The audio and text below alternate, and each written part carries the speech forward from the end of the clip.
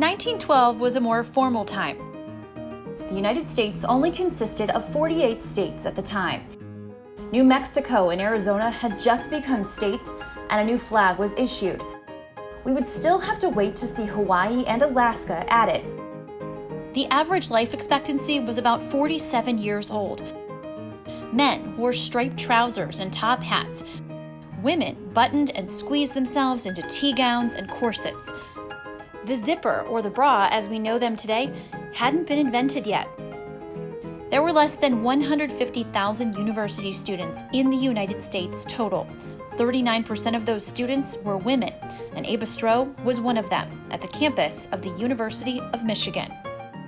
It was believed that women were not suited to higher learning, and female students endured discriminatory practices daily. At U of M, women couldn't even walk in the student union, and Catholics weren't allowed to join a sorority, so Eva made friends with other Catholic women in the Catholic Students Club. Ragtime music was all the rage as hip couples danced the one-step and the tango.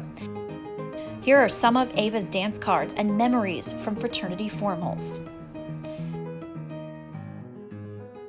Going to movies cost around 5 cents a ticket, without snacks. The first gangster film, The Musketeers of Pig Alley, was a hit on the big screen in the United States. Everyone in America, it seemed, was reading Tarzan and the apes in the popular pulp magazine, All Story.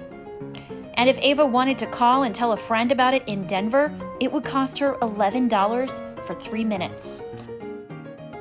In 1912, the hottest thing to own was not an iPad, but a Model T Ford. Cars still shared the roads with horses back then and cost about $590, roughly $16,000 in today's money. A gallon of gas to run it as little as 7 cents, about $2 today. It would take almost a year's wages to afford a car, as the minimum wage was 22 cents an hour, and the average worker making $750 per year. And forget the Happy Meal, it was the first year children could get a prize out of a box of Cracker Jacks. And in the U.S., everyone was trying out the brand new Lifesavers candy, peppermint flavor only. Of course, there were no cell phones, internet, or television, but it was the dawn of radio, which is one way you would have heard about the tragic sinking of the Titanic, or the suffrage parade marches all over the country, where both black and white women eventually joined together, refusing to comply with segregation to secure the right to vote for all women. Before 1912, there was no such thing as the Dixie Cup, vitamin pills, or stainless steel. In sports, boxing had its first African-American heavyweight champion, Jack Johnson.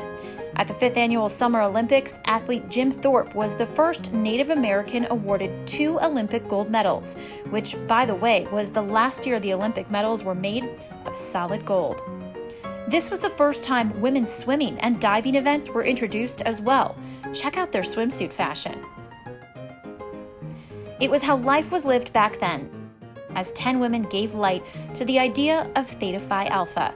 Eva was part of a sisterhood that would be bound for great things. As we celebrate today, let's not forget to take a minute to appreciate when Theta Phi Alpha began and how our founders endured, and go treat yourself to an Oreo as a thank you to the year 1912.